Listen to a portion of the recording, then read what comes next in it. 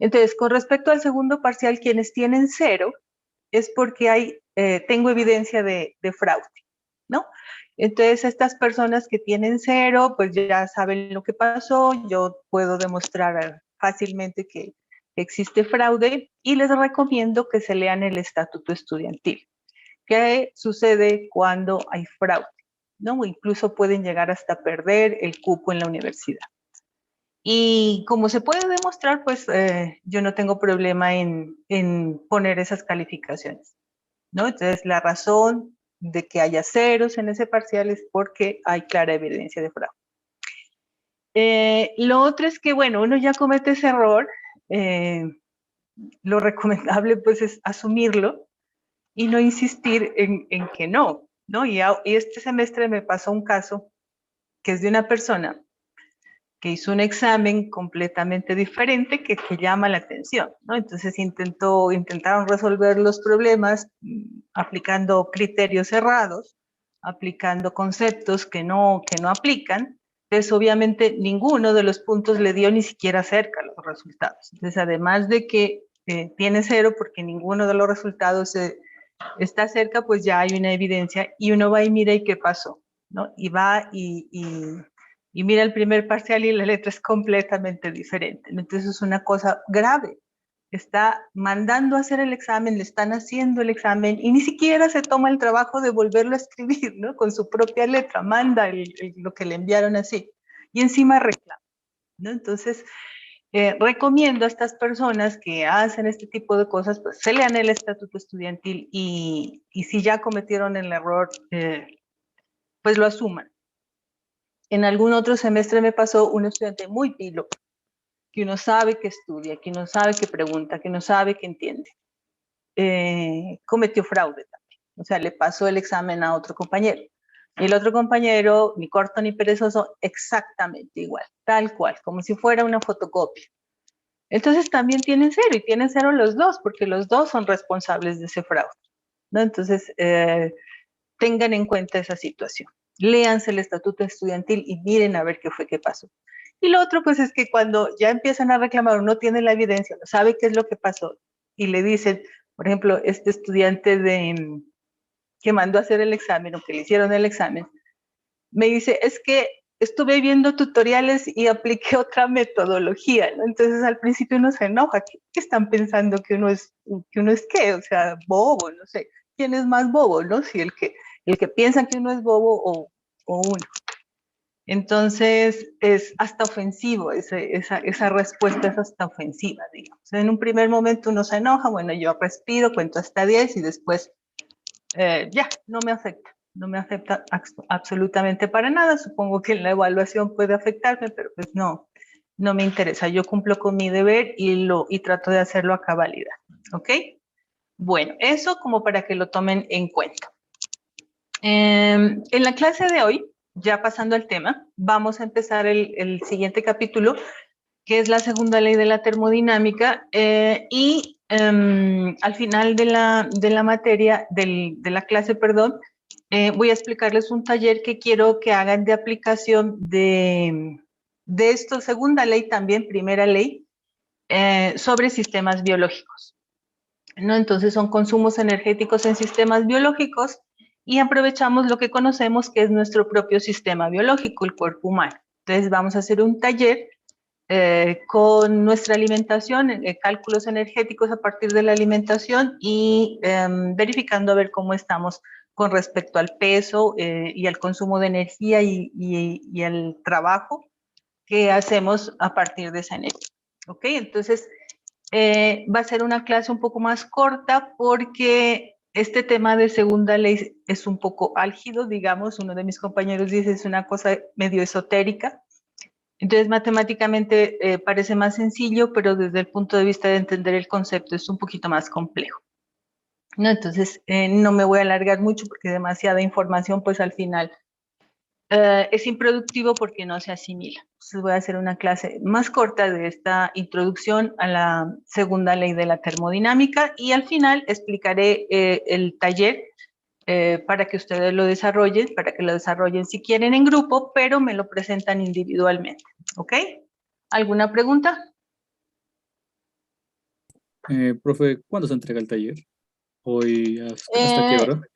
no, O- es un poquito más largo de hacer, no, o sea, sí, aprovechen el tiempo de la clase de hoy, yo creo que va a sobrar una hora de clase, entonces pueden reunirse y hacerlo o leerlo, entenderlo, se reúnen después, yo creo que para el próximo, para de hoy en 8, sí, para que tengan tiempito de resolverlo y hacerlo bien, que saquen una buena nota para que empiecen a recuperar esas notas tan bajas que tienen en el segundo parcial.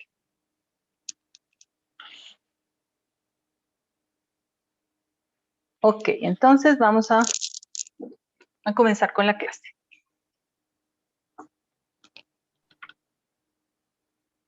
Recording in progress.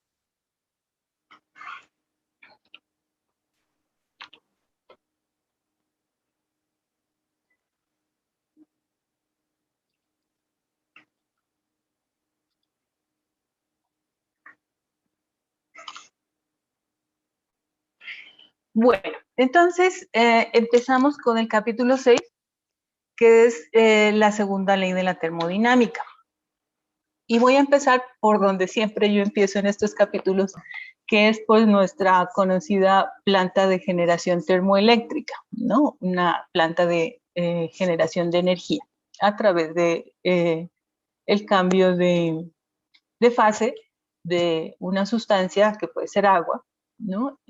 Se obtiene trabajo.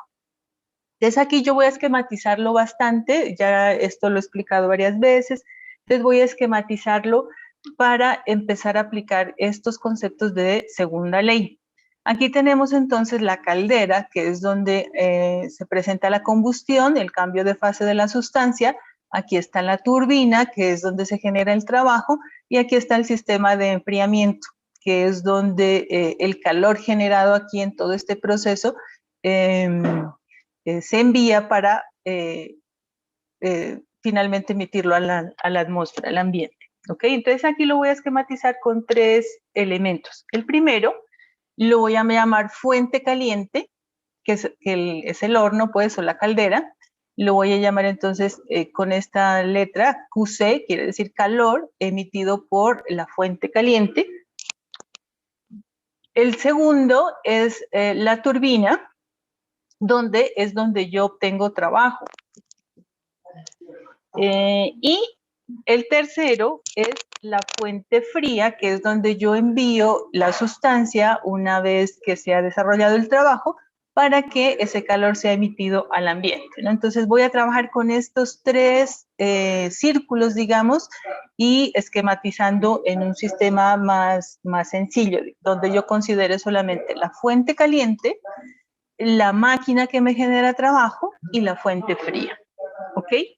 Aquí entonces voy a poder introducir el concepto de eficiencia que ya habíamos visto en unas clases anteriores, donde se mide la eficiencia a través de la obtención de trabajo y la energía que yo utilicé para lograr ese trabajo. Discúlpenme un segundito, voy a cerrar la puerta.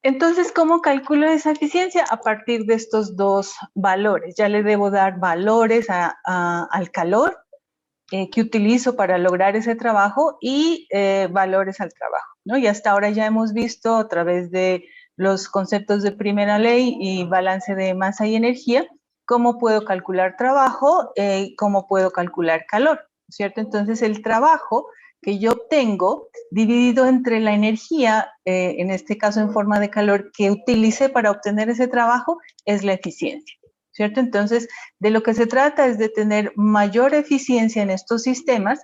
Para ello, yo voy a intentar obtener la mayor cantidad de trabajo a partir de esa energía que utilizo para ese proceso. ¿Okay? Entonces, el concepto de eficiencia, que ya lo habíamos visto, que es una cosa muy fácil, muy sencilla de entender. Entonces, aquí un poquito la clase Discovery Channel, ¿no? BAT, ya lo vimos en las primeras clases, y creó una máquina, que es la máquina de vapor, que se utilizaba para reemplazar los caballos que tenían en las minas para extraer el agua de los socavones de carbón, ¿cierto? Entonces él creó su máquina de vapor, ya ustedes saben cómo funciona, ya les eché todo el cuento histórico. Y entonces, para poder hacer ese reemplazo, para poder vender su máquina, lo que hacía era una equivalencia entre el número de caballos que tenían en estas minas y la cantidad de carbón que iban a utilizar para la máquina de vapor, ¿cierto? Desde ahí, él calculó pues un trabajo, digamos, en una unidad que se llama caballos de fuerza. Entonces, él reemplazó ese número de caballos que se utilizaban por su máquina de vapor, y entonces a partir de ese reemplazo propuso esta unidad que son los caballos de fuerza, que equivalen más o menos a 745 watts, ¿no? Entonces así él pudo decirle, bueno, usted tiene al minero, usted tiene tantos caballos, cómpreme esta máquina que le va a ahorrar tanto dinero, porque tiene esa potencia, esa capacidad de reemplazar todos esos animales que usted tiene en su mina, y va a utilizar una determinada cantidad de carbón. Entonces, en ese caso, la eficiencia de esa máquina que él vendía estaba representada por el número de caballos que sustituía, que equivalen al trabajo, y dividido pues entre la cantidad de carbón que se requería para hacer funcionar la máquina de vapor, ¿no? Entonces eran valores, pues, eran números que ya se podían operar matemáticamente y poder tener datos a partir de eso. ¿Ok? Entonces un caballo de fuerza, recuerden, 745 watts aproximadamente. Obviamente, pues depende del tipo de caballo, ¿no? La edad, en fin, pero entonces ese era como el promedio, digamos, de equivalencia. Bueno, y aquí vamos a recordar un poquito los postulados de Sardí-Carnot, aquellos primeros postulados, ¿no? ¿Se acuerdan de las primeras clases donde empezamos a hablar de primera ley de la termodinámica? Y también hablábamos un poquito de la historia de Carnot y los principios que él estableció, ¿no? Entonces, uno de esos postulados era identificar si existe un límite físico para convertir el calor en trabajo. Y la respuesta la vimos también en esa clase donde hablamos de Sardí-Carnot, de la máquina de vapor y demás, era que sí, ¿no? Entonces Carnot concluyó que es posible convertir todo el trabajo en calor, pero no se puede hacer el proceso inverso, convertir todo el calor en trabajo. Entonces hay un límite. Y ese límite es el que nos restringe un poco el uso de combustibles, el uso de energías, o que nos vuelve más caros los procesos, o más contaminantes, o en fin, más problemáticos, ¿no? Ese límite físico que hay entre la conversión de calor en trabajo. En esa época, pues eso no era tenido en cuenta, no era tan importante el límite, porque todavía no se sabían, no se conocían las consecuencias de la generación de trabajo a partir de estos sistemas.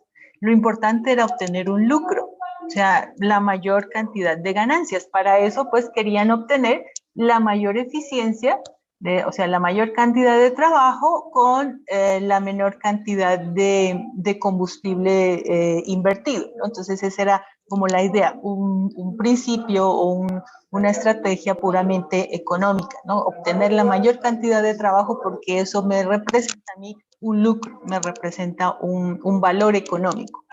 No se miraba nada además de eso. Ahora, en la actualidad, ya la cosa cambia.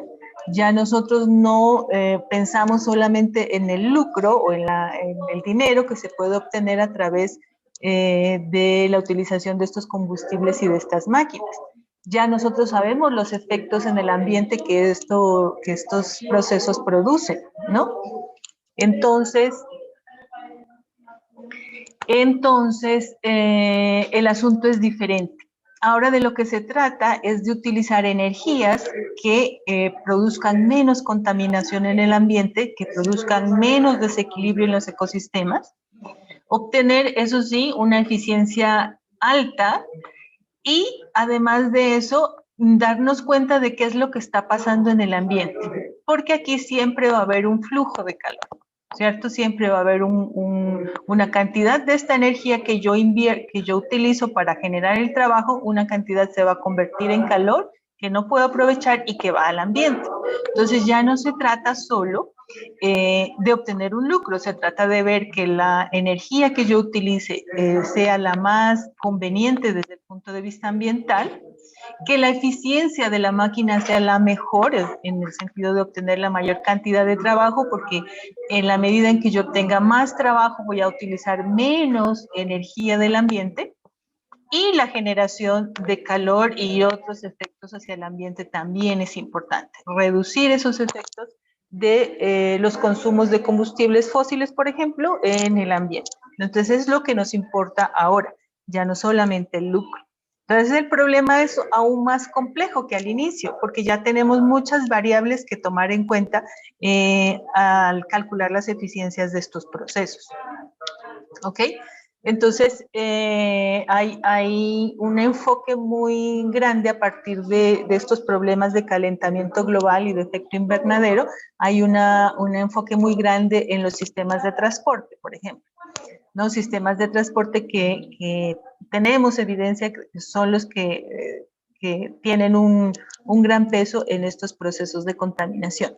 Pero el enfoque no debe ser solo ese, porque la contaminación y estos procesos energéticos se utilizan para todo, ¿no? Entonces, calor yo genero con cualquier proceso de obtención de trabajo, se genera calor. Así no sea un trabajo, digamos, físico, que yo mire, que yo observe, por ejemplo, la utilización del celular. No es un trabajo que me genere desplazamiento, o sea, yo puedo estar sentada tranquilamente en la sala, utilizando el celular, viendo una película, chateando, lo que sea. Eso es utilización de energía, es un proceso de utilización de energía y de generación de calor. El celular se calienta y ese calor va al ambiente. Y es un calor, es una energía que no la puedo aprovechar para generar trabajo, ¿no? Entonces, todos los procesos que utilizan energía generan un calor, generan unos efectos en el ambiente que también debemos considerar, no solamente el transporte. El transporte es como el más evidente, uno de los más importantes, pero no es el único, ¿no? Entonces, el consumo que nosotros hacemos irracional de elementos también es una manera de acelerar estos procesos de cambio climático. Por ejemplo, uno está cambiando de celular cada año, eso implica consumo de energía, y ese consumo de energía implica efectos sobre el ambiente, ¿no? Entonces, tenemos que tener una mirada más amplia. Desde el punto de vista de la ingeniería mecánica, pues les importa la eficiencia, ¿cierto? Generar la mayor cantidad de trabajo a partir de energías más eficientes y demás, pero hasta ahí. Ustedes o nosotros como ingenieros ambientales tenemos que tener un enfoque mayor, o sea, no solamente centrarnos en la máquina y la generación de trabajo, sino en el entorno. ¿Cuáles son las energías que se están utilizando y qué efectos tiene esta utilización en el ambiente? ¿Cuáles son los resultados del trabajo posterior? Una vez que ya se obtiene el trabajo posterior a eso, ¿qué pasa en el ambiente? Entonces tenemos que tener una visión mucho más amplia. Por eso esta materia de termodinámica les da a ustedes unos conceptos que lo que pretenden es como ejercitar, digamos, la conciencia, ejercitar nuestro entendimiento en ese sentido, de tener una visión amplia y de poder aplicar estos conceptos termodinámicos no solo en el proceso en sí, sino en lo que está sucediendo en el entorno. ¿Okay? Un enfoque amplio de todo de todas las actividades humanas que implican consumo de energía. ¿Vale? Bueno, entonces, simplificando, aquí está nuestra central termoeléctrica bien simplificada, no súper simplificada, con aquí en este caso los dos primeros elementos que son la fuente caliente y la fuente fría o reservorio frío, que obviamente deben estar a temperaturas diferentes. ¿Para qué? Para que haya circulación de calor, ¿no? En esa circulación de calor yo puedo incluir un elemento, una máquina, que a partir de ese flujo de calor me genere un trabajo mecánico, ¿no? Entonces, cuando yo meto una máquina en ese sistema que es capaz de aprovechar el flujo de calor y generar un trabajo, lo que va a suceder es que a la fuente fría ya no vaya toda esa cantidad de calor que salió de la fuente caliente, sino una parte, solo una parte. La otra parte la aproveché a través de esta máquina para la obtención de trabajo mecánico, ¿no? Entonces, nuevamente, aquí está esquematizado, tengo mi fuente caliente que sería la caldera, tengo mi máquina térmica que sería la turbina y tengo mi reservorio frío que serían las torres de enfriamiento. ¿Sí? Entonces, esta es una esquematización bien simplificada de esa generación de energía a través de sistemas o centrales termoeléctricas. ¿Ok? Bueno, entonces, volviendo a los principios y a los postulados de Sardí-Carnot, él nos decía que el calor es una energía desordenada y que el trabajo es una energía ordenada. Entonces, a través de estos sistemas, de estas máquinas, yo puedo tomar una energía desordenada y transformarla en energía ordenada. Sin embargo, siempre voy a tener un flujo de calor necesario hacia una fuente fría, es decir, de acuerdo con los postulados iniciales de Sardí-Carnot, no todo el calor se puede convertir en trabajo. Siempre hay una parte de ese calor, de esa energía calorífica que debe ir al ambiente. ¿Ok? Entonces, esta simplificación para establecer otro postulado. Entonces, pensemos en qué pasa si yo quito el reservorio frío, que si yo quito la fuente caliente. ¿Para qué? Para intentar aprovechar todo el calor, o sea, que el calor solo se convierta en trabajo, ¿no? Entonces quito esta fuente fría, así aquí no va a existir la posibilidad de flujo de calor. ¿Ustedes qué creen que pasaría? ¿Quién me dice? ¿A quién se le ocurre algo? ¿Qué sucedería si yo quito esa fuente fría, ese reservorio frío de calor? A ver, voy a empezar a llamar por lista.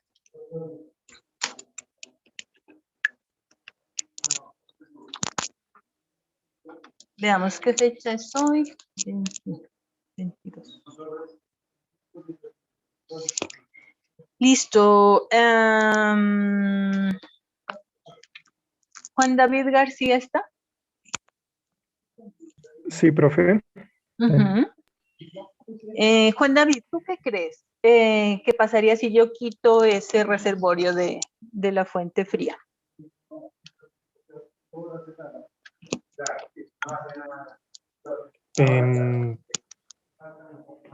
No, profe, no sé, tal vez deje de funcionar el sistema. Ajá, sí, la verdad es que deja de funcionar el sistema, ¿pero por qué?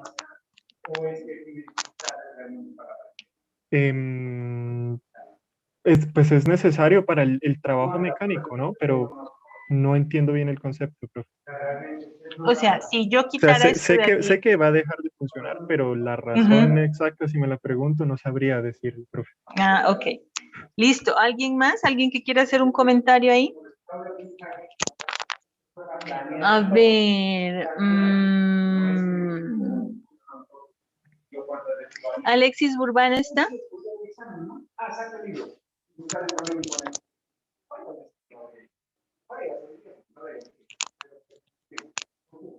¿No está Alexis?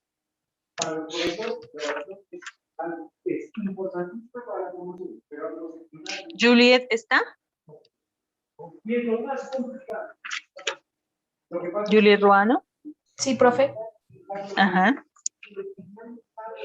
Listo. ¿Tú tienes alguna idea de por qué deja de funcionar el sistema? Pues a ciencia cierta no, profe, no sabría por qué deja de funcionar, pero pues supongo que es porque el reservorio de frío 2, pues es como necesario para el proceso, ¿verdad? Pero así no Ujú. sabría por qué. Sí, exacto. Sí, nena. Y la razón es porque si no hay una diferencia de temperatura, o sea, si yo tengo esta fuente caliente y si yo no tengo una diferencia de temperatura, no tengo una fuente fría, sencillamente no va a existir calor. ¿Se acuerdan de la definición de calor? El Ah, profe, calor es sola. para que el calor se mueva hacia el frío, ¿no? Exacto, Obligarlo a ajá, moverse hacia una dirección exacto. elegida por nosotros. Ajá, exacto, eso es. Si yo tuviera esta fuente caliente con la misma temperatura, digamos, de esta fuente 2, sencillamente no pasa nada, porque no hay circulación de calor. Entonces, acordémonos que el calor solo existe cuando hay transferencia, desde un cuerpo caliente hasta un cuerpo frío. Y acuérdense de la ley cero de la termodinámica. ¿Sí? Solamente un tipo de procesos son posibles.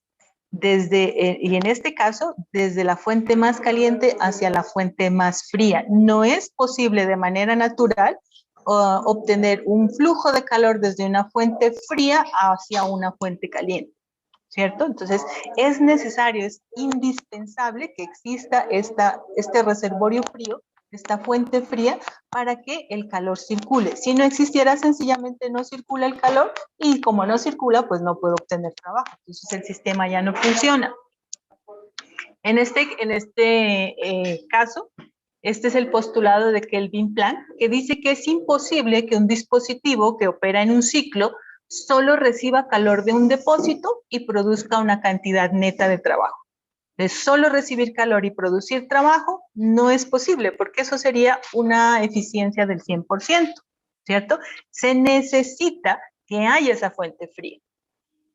Porque ninguna máquina térmica puede tener una eficiencia del 100%. Eso está demostrado. Se necesita que haya esa pérdida de calor hacia la fuente fría para que el calor fluya y se pueda generar trabajo. Si no hay ese flujo, no hay la posibilidad de obtener trabajo. Entonces, para una central eléctrica, por ejemplo, el fluido debe intercambiar calor con el ambiente y además con el entorno. Entonces, esta fuente fría generalmente es el ambiente. ¿Sí? Entonces, si yo tengo una fuente caliente, como son los hornos, las calderas y demás, el entorno, el ambiente siempre va a estar a una temperatura menor. Entonces, el flujo de calor se puede producir porque el calor intenta ir al ambiente, ¿cierto? Entonces, nosotros ahí en ese intento del calor de ir hacia el ambiente le metemos nuestra máquina térmica y a partir de ese flujo podemos obtener trabajo. Entonces, ese es el primer postulado que vamos a ver para definir segunda ley de la termodinámica, que es el postulado de Kelvin-Planck.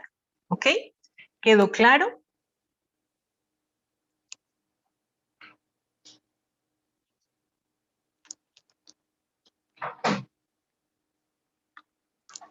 Bueno, Sí, profe. entonces avanzamos.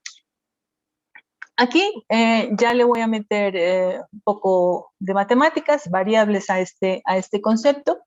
Ahí tengo mi reservorio o mi fuente caliente como temperatura 2, que estoy aquí haciendo la aclaración, esa temperatura 2 es mayor que la temperatura 1, que es la fuente fría, ¿cierto? Aquí tengo una máquina térmica, ahí les he esquematizado, ¿no?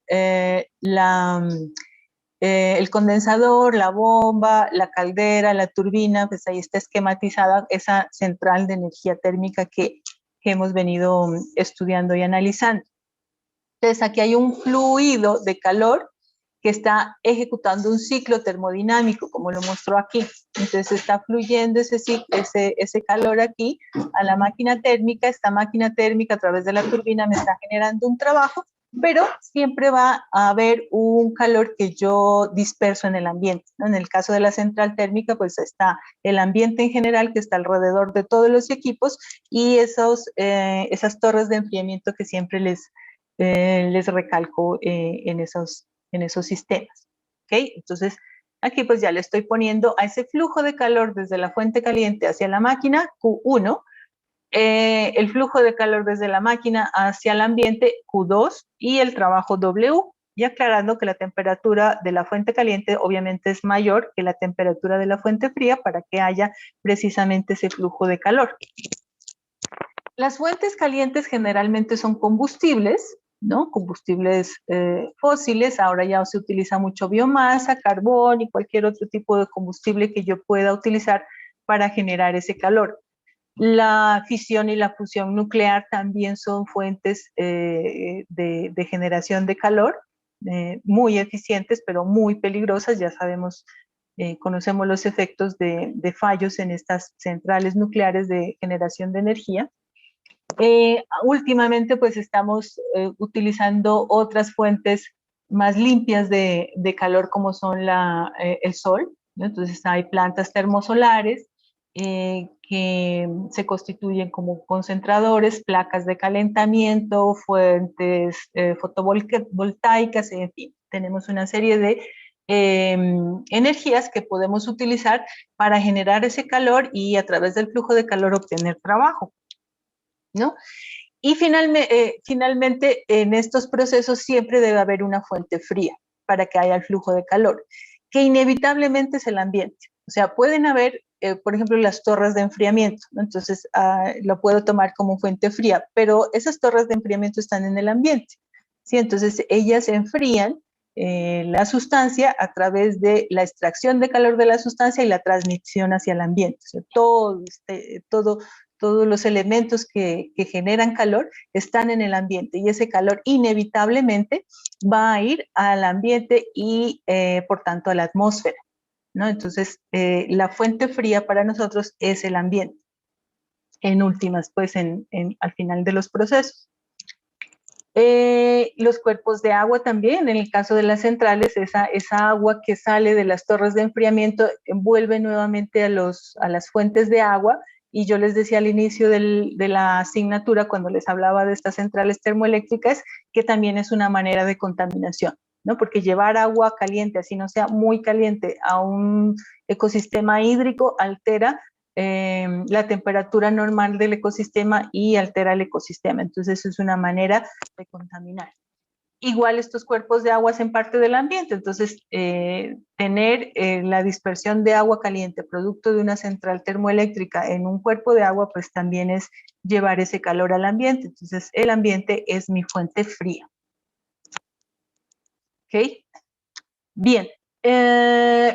Como les decía al inicio, estos esquemas para el área de ingeniería mecánica, ingeniería industrial, pues el enfoque es en las fuentes de energía, en la máquina y no más, ¿no? Entonces ellos tienen sus esquemas ya bien definidos, bien desarrollados, pero nosotros como ingenieros ambientales debemos ver un poco más allá y debemos tener un enfoque amplio de todo este proceso, no solo enfocarnos en la obtención de trabajo a partir de la turbina, sino en qué pasa después.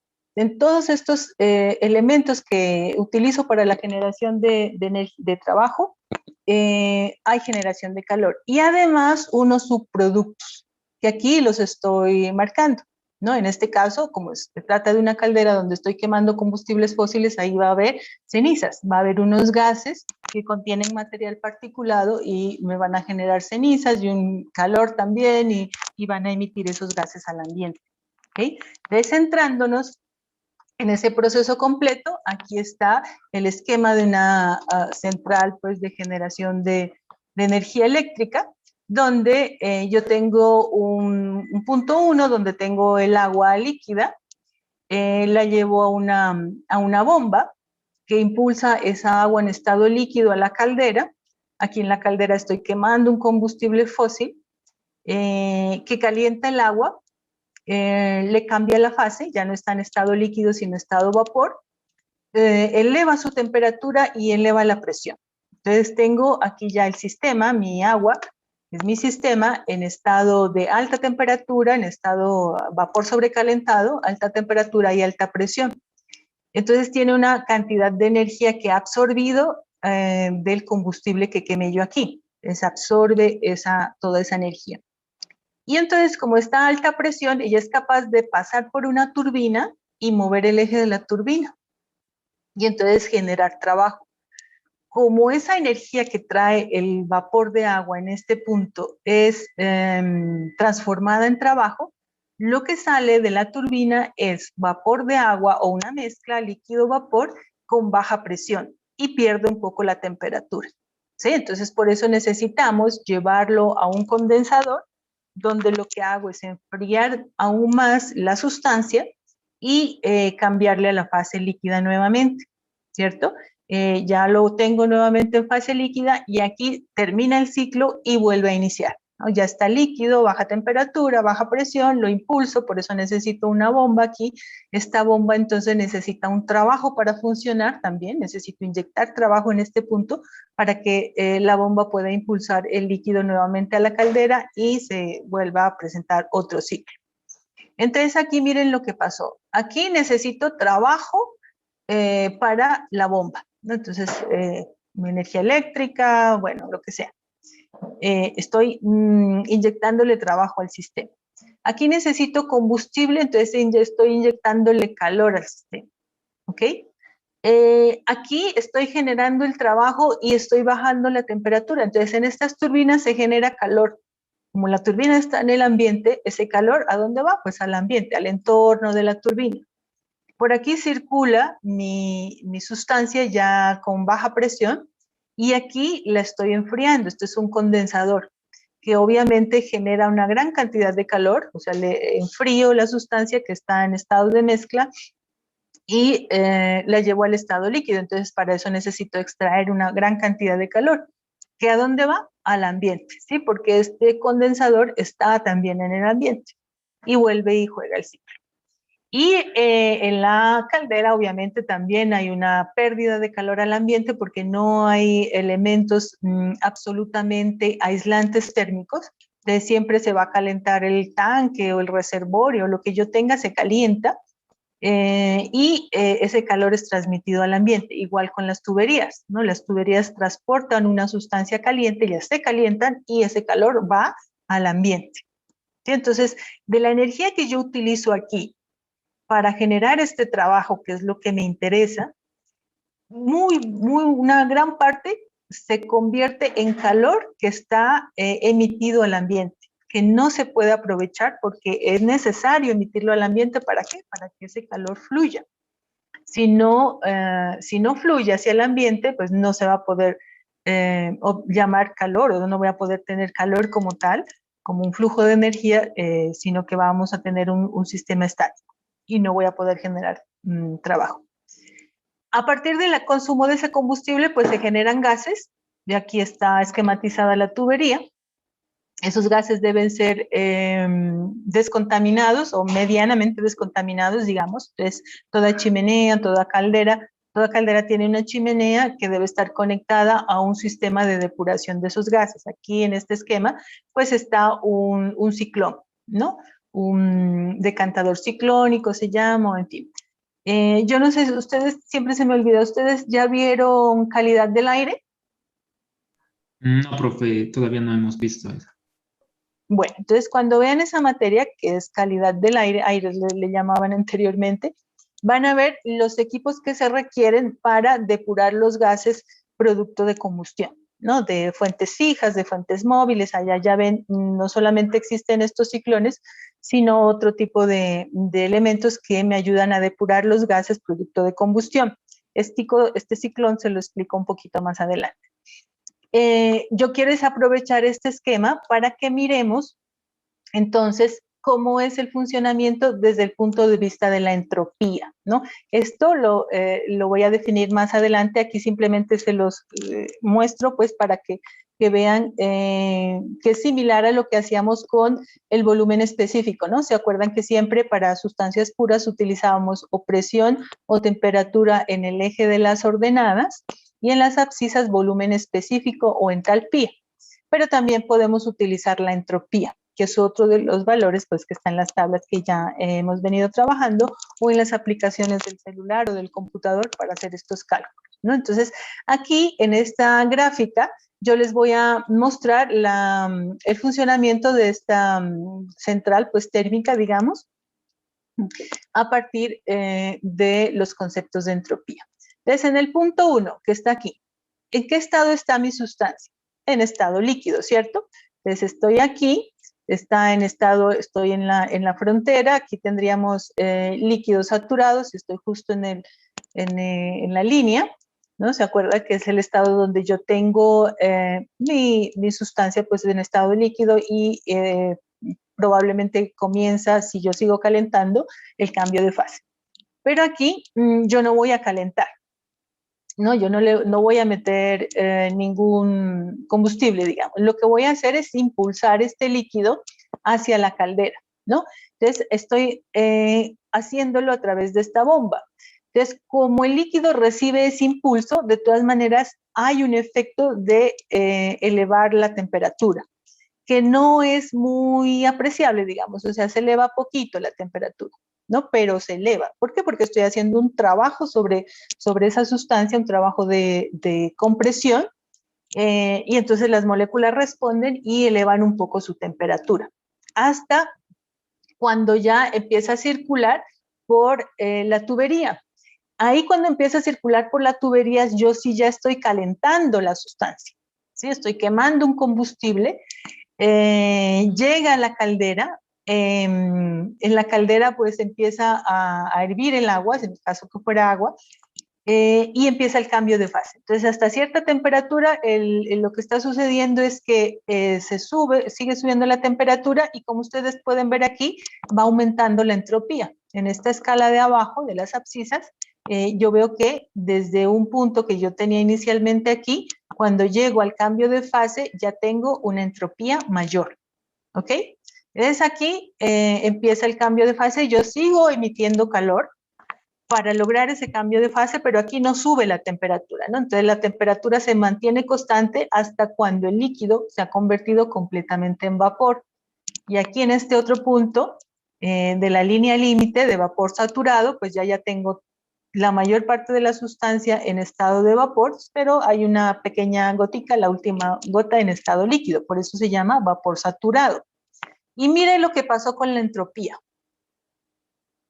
Aumentó drásticamente, ¿no? Entonces, en ese cambio de fase se genera un gran aumento de la entropía, como cuando se aumenta también el volumen, ¿no? Cuando si tuviéramos aquí en la escala el volumen específico. Entonces ya estoy aquí, ya tengo una temperatura, digamos, un poco más alta que la del punto 1, y lo otro que tengo es una presión mucho más alta. Aquí tenía una presión más o menos de 75 kilopascales, y esta es la línea, ¿no? Y acá en el punto 3, donde yo sigo calentando, tengo una presión de 3000 kilopascales y una temperatura más alta. Acá ya solo tengo vapor sobrecalentado, ¿no? Aquí tenía vapor saturado.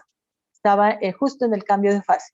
Pero yo sigo emitiendo calor, sigo calentando esa sustancia, entonces lo que pasa es que sube la presión del vapor y sube la temperatura.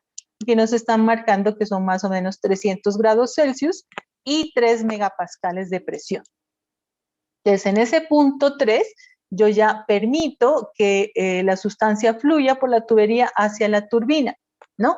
Llega a la turbina y ¿qué pasa? Mueve el eje de la turbina, se genera un trabajo y entonces baja drásticamente la presión. Toda esa energía que estaba en forma de presión y calor aquí en el punto 3 se transforma en trabajo y llegamos al punto 4, donde ya tengo mi sustancia otra vez en estado de mezcla, tengo una partecita de líquido y la mayor parte es vapor. ¿Ok? Estaría yo aquí en el punto 4, donde empieza ya a circular por la tubería saliendo de la turbina con una temperatura menor, aquí la he llevado a la temperatura inicial, y una presión menor también, que es la de 75 kilopascales que había tenido inicialmente. ¿Sí? Aquí entonces, ¿qué es lo que sucede? Empieza a trabajar el condensador. Y el condensador lo que hace es que llevar esa gran cantidad de vapor a estado líquido y me lo vuelve otra vez como líquido saturado o líquido comprimido para cerrar el ciclo.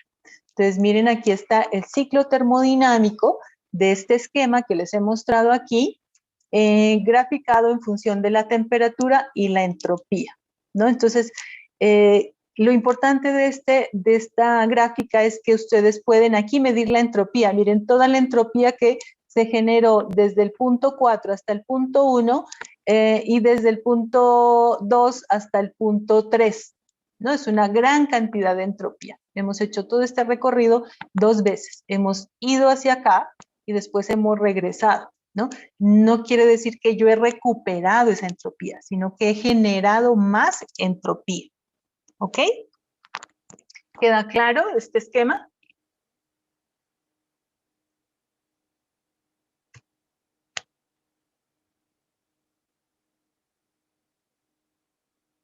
Ustedes ya están en capacidad de hacer estas gráficas, ¿no? Ya la pueden hacer con el Mini Repro, pueden hacerlo con el Thermonator, con las tablas, ya pueden graficar todo esto. Es igual que lo que hacíamos para graficar volumen específico, solo que ya no vamos a tomar la columna de volumen específico de las tablas, sino la entropía. Bueno. Entonces, para concretar esto de la segunda ley de la termodinámica, volvemos a nuestros ejemplos de la taza de café, que está caliente y que está enfriándose a medida que permanece en el ambiente está a una temperatura más baja, entonces el calor del café se está dispersando en el ambiente. Y en este caso, si yo quiero volver al estado inicial, volver al café a la temperatura que inicialmente estaba cuando lo deposité en la taza, yo necesito hacer algún tipo de trabajo. De manera natural no se puede hacer, ¿no? Entonces, ese proceso va a ir de un estado 1 a un estado 2, y para hacer un ciclo, pues yo necesito volver al estado 1, para eso necesitaría volver a calentar el café. No hay otra posibilidad, ¿no? Entonces no puedo regresar por el mismo camino, sino que debo regresar al estado 1 por otro camino, y para eso se necesita hacer algún tipo de trabajo. Lo mismo que con el ejemplo del vehículo, ¿cierto? Un vehículo que asciende una pendiente, está transformando la energía del combustible a través del motor en energía cinética del desplazamiento y energía potencial, ¿no? Cuando llegue a la parte más alta, yo puedo incluso apagar el carro y dejar que ruede por esa pendiente cuesta abajo. Entonces, esa energía potencial que gané se estaría transformando en energía cinética, y al final, cuando ya llegue a un punto donde no se pueda desplazar más, pues toda esa energía se habrá transformado, ¿no?, en energía cinética. Pero eso no significa llegar a ese estado, digamos, inicial. Regresar a ese estado inicial no significa que mi tanque de gasolina se vuelva a llenar, ¿cierto? Necesité de todas maneras utilizar esa energía para ganar la energía potencial. Entonces, por ejemplo, si ustedes suben una pendiente en bicicleta, por decir algo, ¿no? Y uno sube la pendiente, está en la bicicleta, digamos, estoy aquí en mi bicicleta, tengo toda esta energía potencial y suelto los frenos y dejo rodar la bicicleta. Ella es capaz de llegar hasta abajo e incluso de subir, pero nunca va a poder volver a subir hasta el mismo nivel que estaba inicialmente. Va a llegar como, por ejemplo, hasta aquí. Sí, va a perder algo de esa energía potencial. Aquí tendrá nuevamente energía potencial. Si ustedes sueltan, vuelve y se desplaza, pero nunca va a volver a la misma altura, llegará a una altura menor. Y así sucesivamente. ¿Hasta cuándo? Hasta cuando toda esa energía se pierda y ya quede aquí en el centro y ya no sea capaz de volver a ascender a ninguna parte, ¿no? Entonces, sucede lo mismo así como con el vehículo. Yo gané esa energía potencial, pero ya no la puedo volver a recuperar. ¿Por qué? Porque esa energía, cuando yo suelte la bicicleta desde la parte más alta, va a haber un rozamiento con la superficie de deslizamiento, y ahí yo estoy perdiendo energía. La atmósfera también, el aire, la atmósfera que tengo aquí, pues necesito vencer esa atmósfera, y es como que si me detuviera un poco. Y cuando hace viento es mucho mayor, es muy difícil andar en bicicleta con el viento en contra, porque la presión que ejerce el viento es bastante grande. Entonces voy perdiendo esa capacidad de volver al estado inicial. Entonces eso que yo pierdo es una energía que se desperdicia, no es que se pierda, se transforma, ¿no? Uno siempre dice pierdo energía. o pierdo potencia, pero no es pérdida, es transformación. Lo que se pierde es la capacidad de generar trabajo, ¿no? Digamos, es como que se pierde la calidad de la energía, entendiendo como calidad esa capacidad de generar trabajo, ¿no? Entonces, la segunda ley de la termodinámica lo que me dice es eso, que hay en todo proceso y procesos cíclicos sobre todo, un desperdicio de energía, una energía de desperdicio, una energía que se transforma en energía no aprovechada. ¿Ok? Esa es la segunda ley de la termodinámica, dicha pues así de manera muy, muy simple. Entonces, al aplicar esa segunda ley de la termodinámica en nuestros procesos termodinámicos, aquí, por ejemplo, estamos esquematizando un horno que es capaz de transferir calor a una máquina térmica a una tasa de 80 megavatios, ¿no? La máquina térmica tiene también una capacidad de generar trabajo, y lo que nos dicen aquí en este ejemplo es que después de generar ese trabajo, la máquina térmica emite al ambiente, rechaza calor a una tasa de 50 megavatios. ¿Ok? Entonces, miren, el horno generó 80 megavatios, pasó a la máquina térmica, esta máquina térmica generó un trabajo y emitió al ambiente, en este caso un río, pues lo han puesto ahí como 50 megavatios. Nos están diciendo, esa es la situación. Y nos piden entonces determinar la salida de potencia neta y la eficiencia térmica para esta máquina, ¿no? Entonces, salida de potencia neta, ¿qué quiere decir? Determine cuánto trabajo puedo obtener yo a partir de ese proceso y cuál es la eficiencia entonces de este sistema.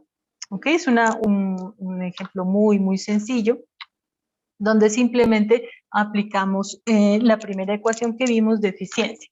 En los datos que nos dan, hay un flujo de calor del horno de 80 megavatios, lo he llamado QH, y hay un flujo de calor hacia el río, que lo he llamado QR, de 50 megavatios. Entonces, lo que sabemos es que la salida de potencia neta para esta máquina térmica, haciendo la relación de aquí, haciendo un balance de energía aquí, es que este trabajo va a ser igual a lo que entra a la máquina térmica menos lo que sale, ¿no? Que entra 80 megavatios y que sale 50 megavatios. Entonces, sencillamente reemplazando aquí, voy a obtener el trabajo neto, que sería los 80 megavatios que entran al sistema menos los 50 megavatios que salen, ¿no? Y sería entonces un trabajo neto de 30 megavatios. Aquí se ignoran pues las pérdidas de calor por tuberías y por los otros componentes del sistema, que pueden ser bajos y por eso los podemos ignorar. Que de lo contrario, pues hay que tomarlos en cuenta aquí como salidas también del sistema. Entonces ya tengo la primera respuesta, que sería el trabajo neto. Y a partir de esto, pues ya puedo calcular la eficiencia porque conozco la cantidad de energía que utilicé para lograr ese trabajo y sabemos entonces que la eficiencia es el trabajo neto que sale del sistema dividido entre la energía que utilicé, que entró al sistema para lograr ese trabajo. Entonces aquí en este caso sería 30 megavatios, que es el trabajo neto, sobre los 80 megavatios que genera el horno. Y eso me da un porcentaje del 37,5%. Esa sería la eficiencia de este sistema. ¿De qué se trata entonces? De generar la mayor cantidad de trabajo para incrementar esta eficiencia. Y eso es algo en lo que todo el mundo trabaja, porque a partir de eso, pues, se reducen los problemas, ¿no? Si yo tengo sistemas más eficientes que logren subir este 37% de aquí, pues voy a tener menos consumo de combustible, menos emisiones al ambiente y mayor rentabilidad, ¿cierto? Entonces todo el mundo gana si estos sistemas son más eficientes. Sin embargo, es muy difícil. Elevar las eficiencias de estos sistemas es complicado porque siempre voy a necesitar este flujo aquí, ¿no? Y por más tecnología, por más estudios, por más investigación que se haga, se logran eficiencias alrededor del 40% como máximo. Entonces yo tengo 100 megavatios de energía y solo puedo obtener 40 megavatios de trabajo a partir de esa energía, porque Esos 60 se requieren para el flujo del calor, se pierden en el calentamiento de las tuberías, de los equipos, todo ese calor se va al ambiente. Entonces, de eso se trata cuando se habla de eficiencia de estos sistemas y de elevar la eficiencia. Entonces, ¿qué es lo que hacen actualmente para mejorar la eficiencia y para, por ejemplo, en los vehículos, para reducir el consumo de combustible? Quitarles peso, por ejemplo.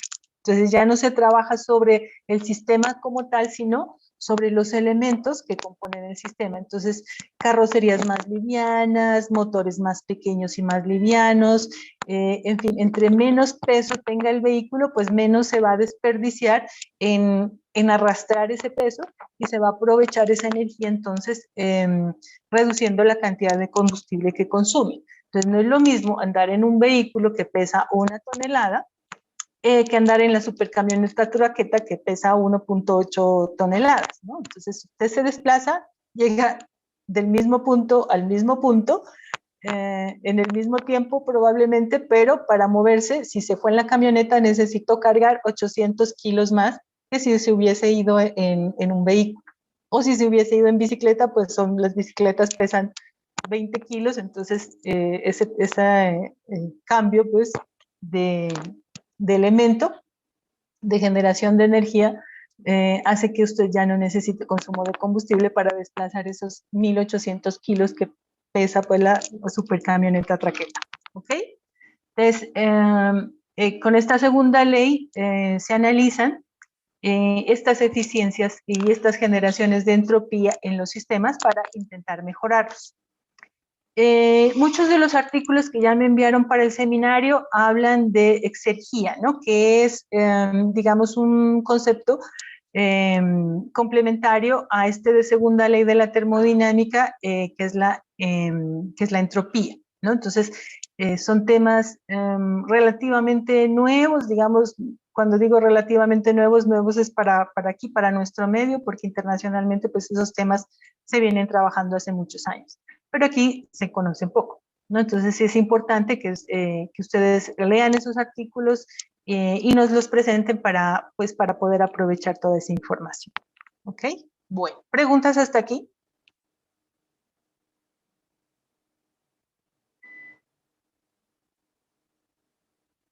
Ok, como pueden ver, pues son operaciones sencillas cuando hablamos de potencia. Aquí se complica un poquito, pero la misma cosa, aquí en este otro ejemplo, lo que nos dan es la eficiencia del motor de un automóvil que se ha idealizado y nos dan el trabajo, o sea, nos dan las preguntas que nos hacían anteriormente y lo que nos preguntan es que cuánto combustible se necesita para lograr que un vehículo que tiene una eficiencia del 24% genere un trabajo de 48,5 kilovatios, ¿no? Entonces, un motor de automóvil con una salida de potencia de 4.85 kilovatios tiene una eficiencia térmica del 24%. Determine la tasa de consumo de combustible de este automóvil si el combustible tiene un poder calorífico de 44.500 kilojulios por kilogramo. Es decir, 1 kilogramo de combustible es capaz de producir 44,5 megajulios de potencia. Se supone que la salida de potencia del automóvil es constante, o sea, este carro va por una vía absolutamente plana, no hay ningún cambio de pendiente que le obligue a aumentar la potencia, ni un declive que le permita reducir la potencia. Le está andando en una línea absolutamente horizontal, entonces por eso tiene una salida de potencia constante.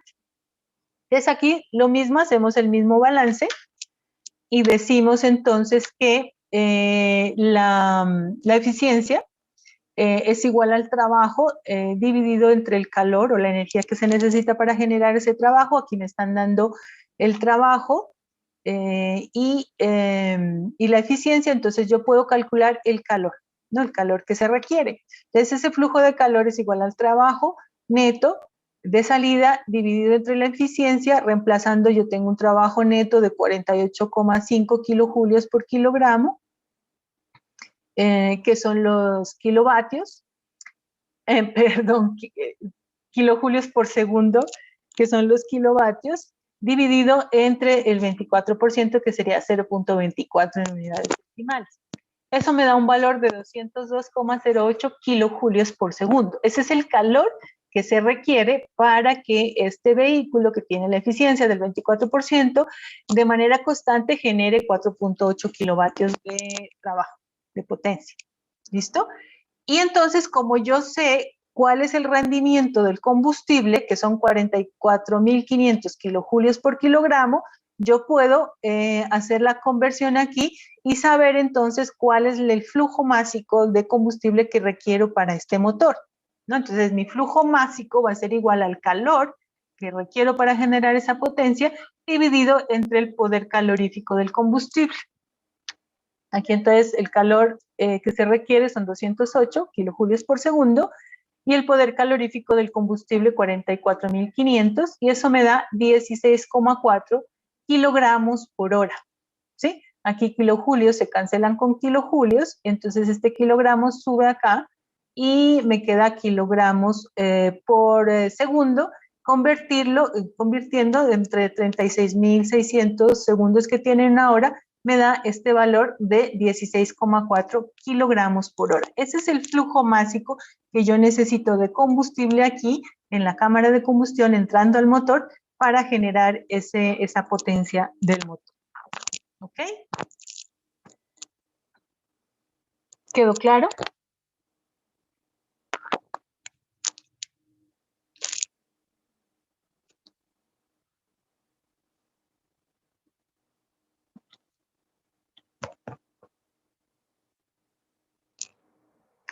Desde el punto de vista matemático es muy sencillo, ¿no? Es un poquito más complejo entender el concepto cuando ya veamos propiamente la termodinámica. Es al contrario de lo que veníamos viendo con primera ley. En primera ley, entender los conceptos de primera ley es muy fácil, ¿no? Sabe uno que la energía se transforma, sabe uno que los balances energéticos, pues lo que entra menos lo que sale es lo que queda dentro del sistema, en fin.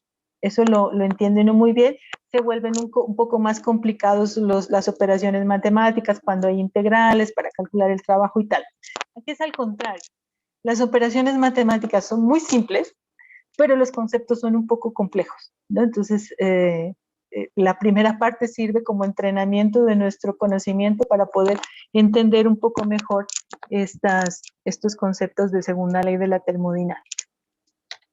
Bueno, aquí les muestro el famoso separador ciclónico o decantador ciclónico, que es el esquemita que les mostré en la gráfica de generación de trabajo a través de una turbina.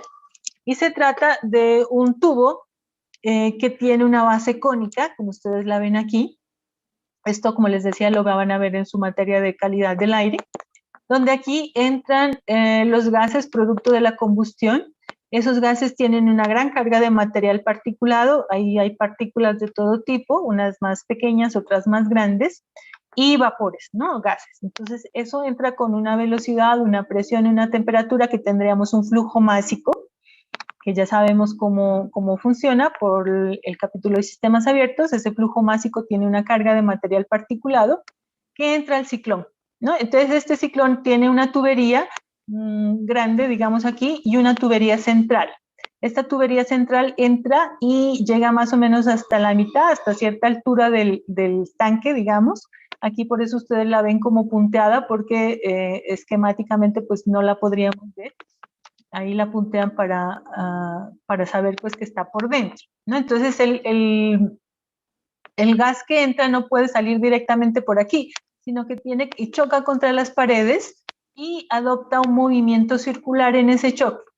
Y tiene que bajar, ¿sí? Por inercia sigue bajando para después poder subir y salir por esta tubería, ¿no? Entonces, en ese choque con las paredes y en esa circulación ciclónica, digamos, que hace aquí, permite que las partículas más pesadas se vayan decantando, que vayan cayendo, como en un sedimentador de plantas de tratamiento. Ustedes eso lo van a ver después.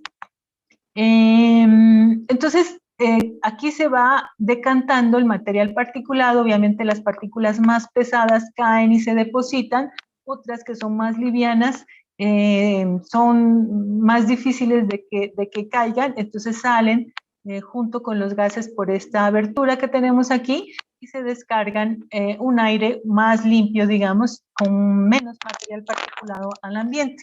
Sin embargo, pues es casi imposible eliminar toda la cantidad de nanopartículas que hay en estos gases producto de combustión, y algo de contaminación siempre va a llegar al ambiente. ¿Ok? Aquí también va a haber pérdida de calor, o sea, el gas llega aquí con una temperatura y pues las paredes del ciclón están en contacto con el ambiente, entonces también hay una generación de calor y una transferencia hacia el ambiente. Esto es muy similar a lo que utilizan los vehículos en el sistema de escape. Aquí les estoy mostrando un automóvil, el sistema de escape de un automóvil, donde pues está bien esquematizado cómo es que funciona, ¿no? Entonces aquí está el motor, están los 4 cilindros, aquí esos cilindros pues generan una explosión y unos gases que salen por estas tuberías, llegan a un tubo intermedio, aquí tienen un sensor de oxígeno,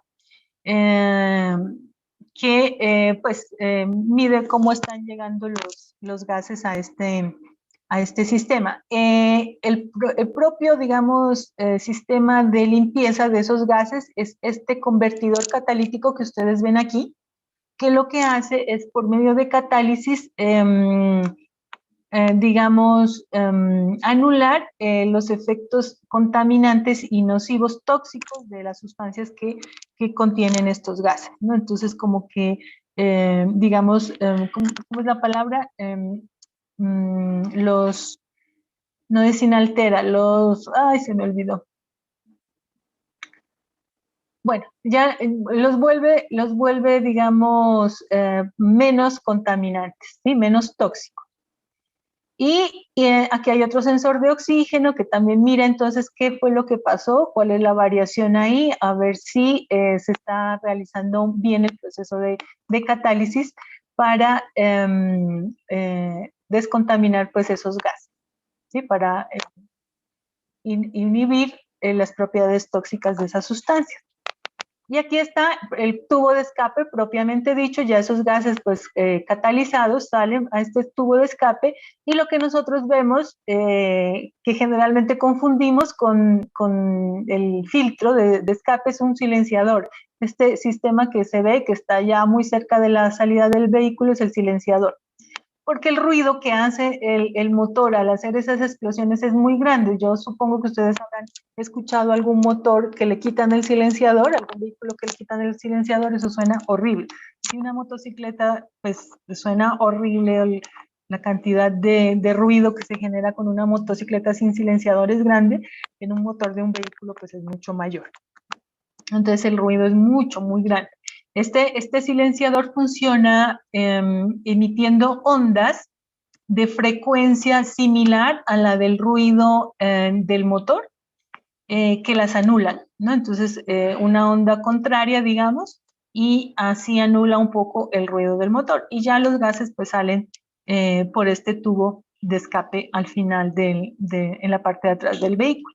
Ese es el sistema de escape de un vehículo. No es caro, no es barato. Estos sistemas son complejos, son costosos y requieren espacio. Miren aquí, el motor está en la parte de adelante y yo solo soy capaz de sacar todos esos gases ya limpios, digamos, y evitando el ruido en la parte trasera. Entonces tengo todo este espacio para manejar estas longitudes de tubería y tamaños de equipos, ¿no? El tamaño del convertidor es importante, el tamaño del tubo de escape es importante. Y aquí pues se intentan hacer estas curvas para dar unos recorridos mayores y así poder hacer más eficiente este proceso de depuración de los gases de un vehículo. No sucede así en las motos. Las motocicletas son pequeñas y no tienen el espacio suficiente para tener todos estos dispositivos con los tamaños que se requieren para depurar esos gases. Por eso se dice que las motocicletas contaminan más que los vehículos, ¿no? Entonces, y además que transportan menos, son menos personas, o sea, son menos eficientes desde el punto de vista de transporte. Un vehículo es capaz de transportar 5 o 6 personas, una motocicleta 2, pero el nivel de contaminación es mayor de la motocicleta y por persona. Así consuman menos combustible, como tienen sistemas de depuración menos eficientes, pues contaminan muchísimo, ¿cierto? Entonces es una de las cosas que no se dice cuando se venden motocicletas o cuando se compra, pues no se toma mucho eso en cuenta. Bueno, les voy a mostrar aquí, un poquito para soportar esto que acabo de decir, un estudio que hizo la Alcaldía de Bogotá, me parece que en 2004, si no estoy mal, sobre los porcentajes de emisiones de las fuentes móviles. Como les decía al inicio de la clase, se enfoca uno mucho en las emisiones de los vehículos, cuando se habla de calentamiento global y de esto de contaminación atmosférica. Pero no solo son los vehículos quienes contaminan y quienes generan calentamiento, ¿no? Son todos los procesos, todas las actividades humanas industriales y cualquier tipo de actividad humana genera calor que se emite al ambiente y que produce pues este aceleramiento del calentamiento global. El calentamiento global es un proceso natural que se desarrolla en espacios de tiempo muy, muy largos. Lo que sucede con nosotros, con el hombre aquí en el planeta, es que lo estamos acelerando, ¿no? Estamos permitiendo o causando que ese calentamiento sea más rápido que lo que sucede de forma natural, ¿no? Entonces, miren aquí, en el estudio que hicieron en Bogotá, la mayor parte de emisiones de las fuentes móviles la generan los camiones, ¿no? Camiones que se utilizan ¿para qué? Para transporte de alimentos, transporte de materiales para la industria, para mover mercancías. Generan el 43.6% de las emisiones. Luego está el transporte público colectivo, es que ellos llamaban provisional, que son los vehículos automotores viejos, ¿sí? Que todavía funcionan en Bogotá porque se requieren pues para como alimentadores o para sitios donde no llega Transmilenio. Ese transporte genera el 13.6% de las emisiones. Luego está el sistema integrado de transporte, ¿no? Que es lo que ellos llaman los alimentadores, genera el 8% de las emisiones. Y miren Transmilenio, que es el que más gente mueve, solo genera el 1.8% de las emisiones. ¿Por qué? Son motores mucho más eficientes, hay algunos con combustibles ya que tienen una gran cantidad de biocombustibles y pues trabajan, hay algunos vehículos incluso que trabajan de manera híbrida, es decir, una parte del movimiento lo generan con la energía eléctrica y otra con combustibles fósiles, ¿no? Se requiere más combustible, más energía, más potencia para arrancar un vehículo. Y entonces eso lo hacen con un combustible fósil porque tiene una capacidad energética mayor y una vez que el vehículo ya está en movimiento, ya se necesita menos energía, entonces ese desplazamiento ya se puede realizar con energía eléctrica, es el sistema híbrido de vehículos, ¿no? Entonces, para Transmilenio es mucho más eficiente. Entonces, como pueden ver, 1.8% contra 8% del sistema integrado y contra 13% del sistema colectivo antiguo, pues es una cantidad de emisiones muy, muy bajitas. Y mucho más si se toma en cuenta que Transmilenio mueve muchísimas más personas que el transporte colectivo o que el sistema integrado. ¿Ok? En ese sentido. Aquí, ¿por qué les decía lo de los vehículos híbridos? Aquí en Pasto sucede una cosa bien desde algunos años, ¿no? Antes de que yo me fuera a estudiar, uno cogía el bus, tomaba el bus en el paradero y en ninguna otra parte. Ahora aquí nosotros paramos el bus en cualquier esquina, en cualquier media cuadra, en cualquier parte y el bus para. Y si ustedes se ponen a ver, cuando el bus arranca, como son buses que trabajan con diésel, generan una gran cantidad de material particulado. Entonces, cuando arrancan, la cantidad de gases que emiten a la atmósfera es muy, muy grande y muy visible, ¿no? ¿Por qué? Porque la mayor cantidad de combustible se consume en el arranque del vehículo. Una vez que ya se está desplazando, la cantidad de energía que se requiere es un poco menor. Y entonces, hablando de acá del sistema integrado de Pasto, pues esa situación de que paremos el bus cada media cuadra hace que la contaminación aumente drásticamente, ¿sí? Porque no caminamos la media cuadra hasta el paradero, sino que paramos donde estamos, y entonces el bus tiene que parar, consume energía para parar, también es necesario frenar, y ahí hay un consumo de energía, una generación de calor, y consume muchísimo más para arrancar, ¿no? Entonces, la eficiencia pues se baja muchísimo de ese tipo de transporte por esa situación de estar parando y arrancando, parando y arrancando. Sucede lo mismo con las supercamionetas traquetas que les digo. Estos vehículos, las camionetas están diseñadas para grandes recorridos, para carreteras. Si uno va de aquí al centro en una camioneta de estas que pesa alrededor de 1.800, 2.000 kilos, pues consume una cantidad de combustible altísima. Y además que tiene que parar cada cuadra, porque se le atravesó una moto, tiene que frenar y vuelve y arranca. Entonces el consumo es altísimo de este tipo de vehículos, que no son aptos para circular en la ciudad. Ok, bueno. Sigamos analizando la gráfica y vemos que los taxis emiten simplemente el 0.25% de todas estas emisiones. Las motocicletas, aquí está lo que les digo. Las motocicletas, 9.05% de las emisiones. Y miren los vehículos privados, 2.74%. Y en Bogotá más o menos existe la misma cantidad de motocicletas creo que hay más motocicletas que vehículos privados, pero no en este porcentaje tan diferente, digamos, ¿no? Entonces miren que los vehículos tienen una cantidad de emisiones menores que las motocicletas. Transporte especial, que esos son las vans, también como utilizan estos diésel, este combustible diésel que es súper contaminante, emite el 10.13% y otro tipo de vehículos el 0.66%, ¿no?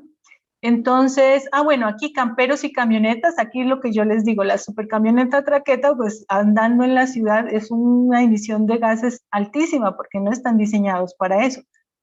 Son muy pesadas, entonces cada vez que ustedes paren tienen que utilizar mucho más energía que si fueran en un vehículo, y cuando arrancan mucho más energía, ¿no? Entonces, estas camperos y camionetas tienen el 10.13% de emisiones en comparación pues con los vehículos privados es mucho, mucho menor. Y camperos y camionetas hay menos en Bogotá, ¿no? Entonces, ese porcentaje es alto por el peso que tienen estos vehículos.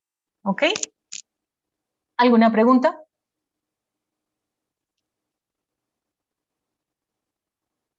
Entonces, ustedes, Profe, ingenieros, ¿sí? ¿y cómo es la situación con respecto al metro? ¿Nos podría comentar un poco? El metro Porque en funciona con algunos... energía eléctrica, ¿no? Entonces, las emisiones son cero. Profe, y por aparte, ¿es cierto el rumor que se dice que la energía eléctrica también genera contaminación? Claro que sí, ¿Y de qué claro que manera? genera. Ajá. Yo voy a buscar un videito para que miren eso, aprovechando esta situación aquí. Esa pregunta que me acabas de hacer. Voy a buscarlo y se los presento. Déjenme un segundito para responderte esa pregunta.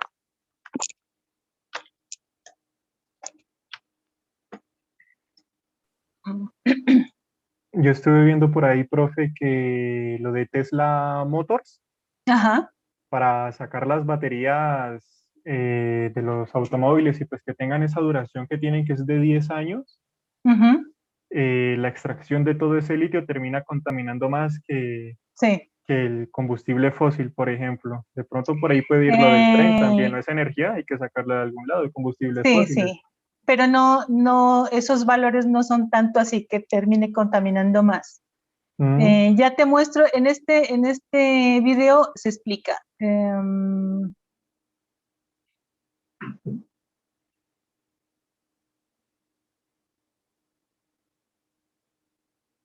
Mm, ¿Dónde está?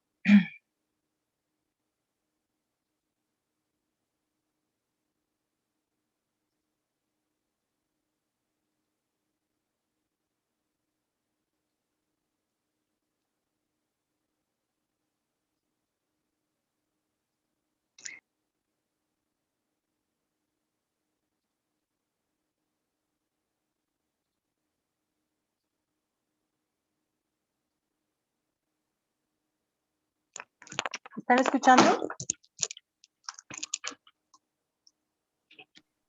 ¿Sí No, escuchan? profe, no se escucha, profe. Esperen un segundo.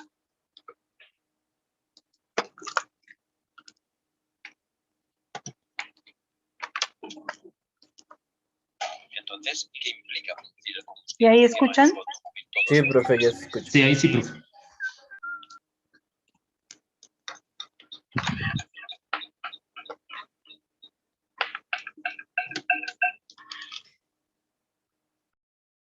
Sí, es que me tocó con el parlante del computador y como estoy con otro equipo aquí, por eso escuchan esa resonancia. Voy a buscar el enlace, es que creo que se me lo mandaron al celular. Y si no, lo subo a la plataforma para que lo miren. Creo que Es está aquí interesante, sobre también. todo por los datos que dan. Y debe estar en la plataforma de Hub, ¿no? Ellos tienen ahí varios videos de estos de conciencia ambiental y demás. Entonces, ¿se resolvió tu pregunta? Ah, miren, aquí John Sebastián puso el enlace.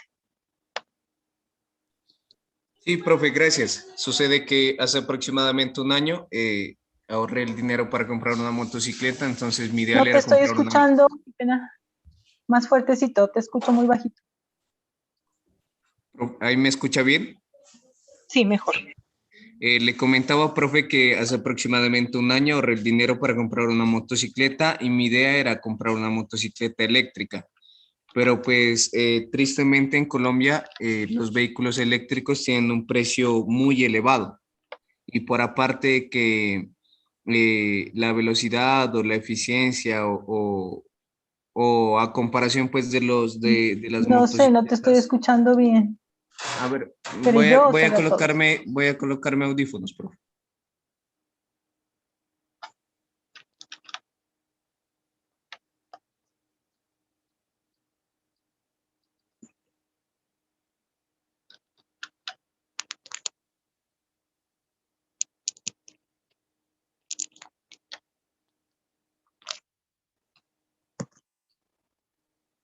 ¿Qué pasó?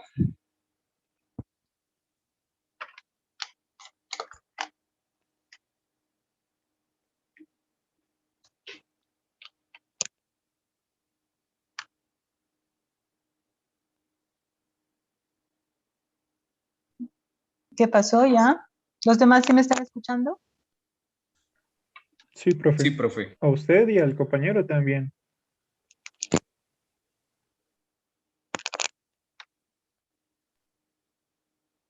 Puse audífonos. ¿Me escucha mejor?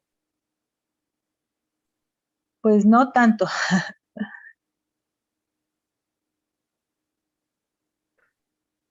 Bueno, profe, le comentaba que los vehículos eléctricos en Colombia tienen un precio muy alto y que a comparación de los vehículos de combustible, pues no ofrecen características similares. Por ejemplo, yo quería comprar una motocicleta eléctrica, pero el precio era muy elevado y tenía que realizar algunos... No, no, Juan Sebastián.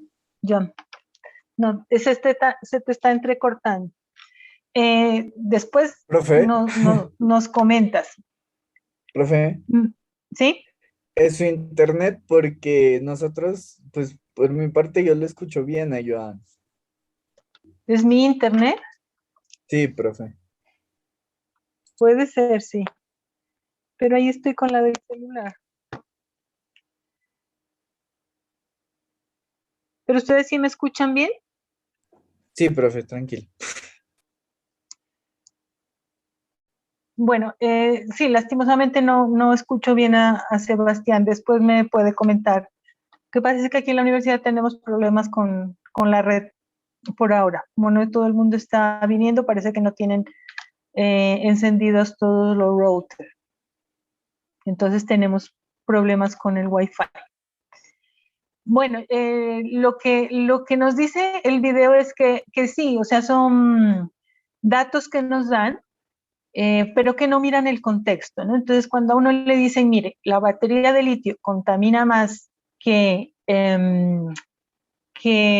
los combustibles fósiles, pues hay que ver que los combustibles, hay que hacer el ciclo de vida completo, ¿no? Hay una materia que se llama análisis de ciclo de vida, donde le dicen a uno cuál es el consumo energético y la contaminación de cualquier elemento desde que nace hasta que se deja de utilizar, ¿no? Y de la cuna a la cuna. Si uno deja de utilizar algo, pues lo puede reutilizar en otro proceso.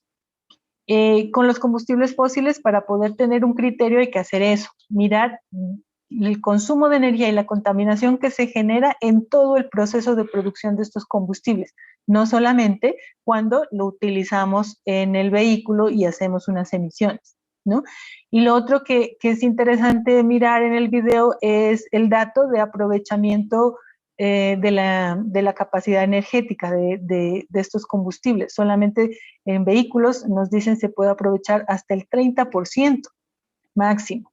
Entonces, el resto se desperdicia en forma de calor y en los otros procesos, que implica, pues, utilizar un motor de combustión interna como el de los vehículos, ¿vale?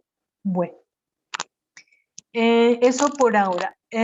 No sé si hay alguna otra pregunta, a ver si ya los puedo escuchar.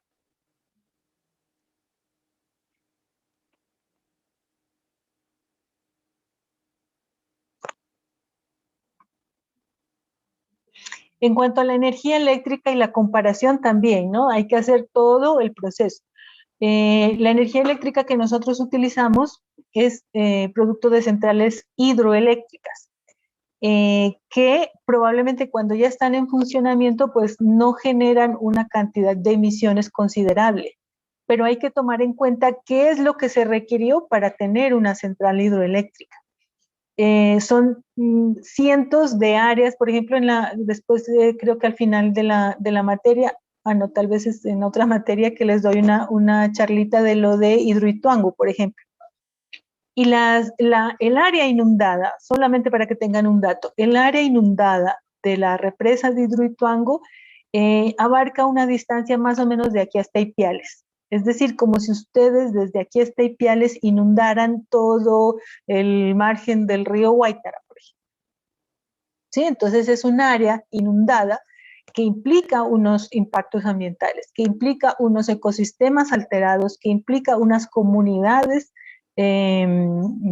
retiradas de sus espacios, que implica una serie de impactos que es necesario tomarlos en cuenta cuando uno va a utilizar energía eléctrica, producto de centrales hidroeléctricas.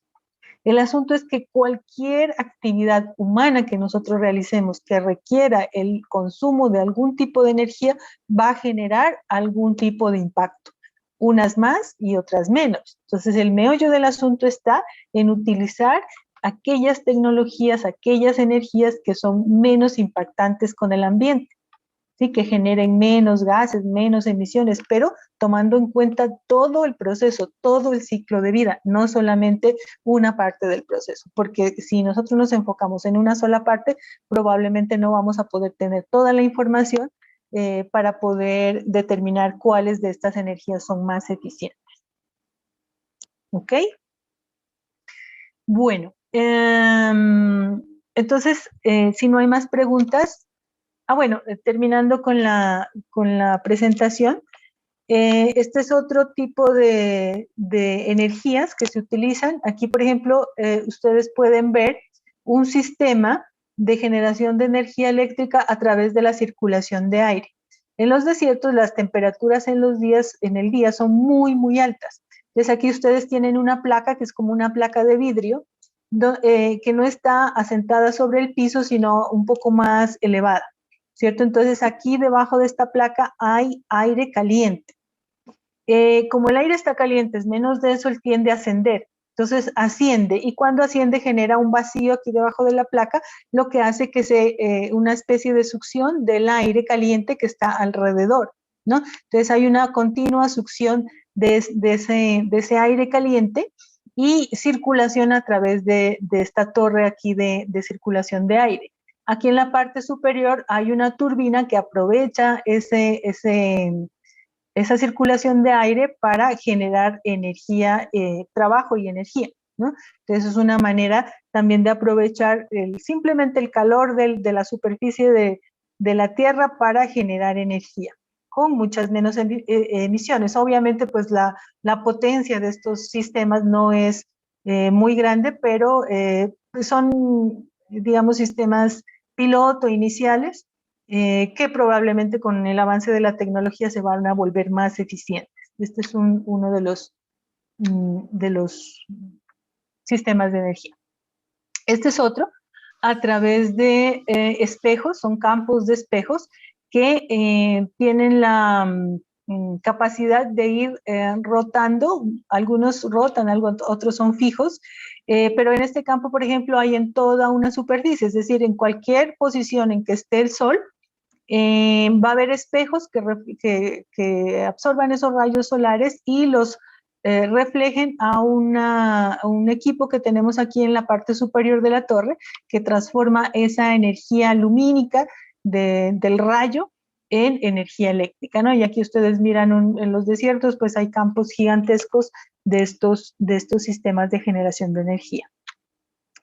Y está algo que ya es muy, muy común, que es la generación de energía a través de la quema de materiales biológicos, ¿no? Lo que conocemos como biocombustibles. En este caso aquí les estoy mostrando una central que utiliza el bagazo de caña para la generación de energía eléctrica, ¿no? Entonces el bagazo de caña entra por estas tuberías, por estos conductos, viene a una caldera, se quema, aquí se genera el cambio de fase de la sustancia y a través de esa quema de combustible, cambio de fase, alta presión, alta temperatura, es posible obtener energía eléctrica, ¿no? Entonces aquí nos dan los datos. Esta central tiene una capacidad de 200 toneladas por hora de quema de bagazo de caña, que en Brasil es muy grande la producción de bagazo de caña, ellos tienen extensiones gigantescas de producción de caña, entonces un megacultivo pues que genera mucho bagazo. La presión de trabajo 67 kilogramos fuerza por centímetro y temperaturas de 510 grados Celsius de temperatura. Y así puede uno seguir viendo ejemplos. Aquí no les he puesto estos paneles fotovoltaicos, pues que también ya son muy comunes y muy aprovechables. Entonces se puede aprovechar la energía solar, se puede aprovechar la energía radiante y la energía calórica, ¿no? La energía lumínica también. Entonces todo esto pues está en proceso de estudio, de perfeccionamiento de estos sistemas. Como les decía en alguna clase, los motores de combustión interna nos llevan más de 100 años de adelanto en la tecnología. Estos nuevos sistemas de generación de energía pues tienen menos tiempo de estudio, de desarrollo de tecnología, entonces por eso suelen ser más costosos y menos eficientes. Pero se espera pues que con el transcurso del tiempo pues estos sistemas ya sean más eficientes y menos costosos. ¿Ok? Bueno. ¿Preguntas? Profe, y con respecto a los paneles solares, ¿Cómo, ¿tienen perdón? un alto costo? Con respecto a los paneles solares, profe, ¿tienen un alto costo de Ajá. instalación en la casa? Sí, ¿qué pasa? ¿Realmente es accesible los paneles solares o realmente es Sí, muy ahora ya costoso? son mucho más baratos. De hecho, nosotros allá en la reserva, pues ya cotizamos y vamos a instalar unos paneles solares. Ya la tecnología ha avanzado muchísimo, ya son más económicos, más eficientes, menos contaminantes, porque también generan algún tipo de contaminación cuando ya hay que desecharlos. Y funcionan muy bien. Incluso en Brasil, por ejemplo, esta tecnología se está impulsando muchísimo. Y ya hay una herramienta normativa y hay normas, leyes que le permiten a uno, si usted está generando energía en su casa, la puede enviar al sistema de redes y le pueden a usted pagar por eso. Entonces ya hay comercialización de la energía eléctrica generada en casa a partir de paneles solares. Es perfectamente viable. Aquí en Colombia no creo que exista la norma todavía, pero es viable, ¿no? Eso hay que hay que ponerle una norma, pues hacer una norma que reglamente eso y se puede hacer, ¿no? Entre más grande tu panel, más energía, porque las empresas de generación de energía pues son muy poderosas, las empresas de combustibles fósiles son demasiado poderosas en el planeta y no permiten que estos otros sistemas avancen mucho. Entonces es una pugna también económica y política en ese sentido. Bueno. Conclusión, irse de Colombia, profe. Bien.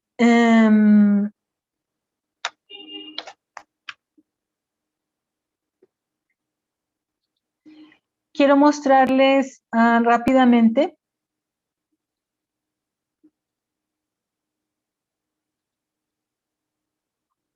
el taller que quiero que desarrollen.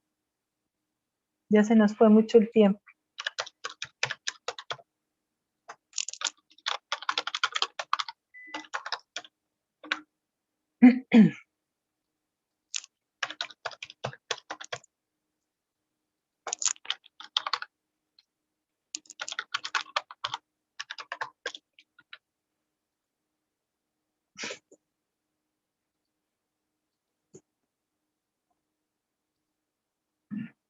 Ya está aquí disponible en el capítulo 5 en la plataforma.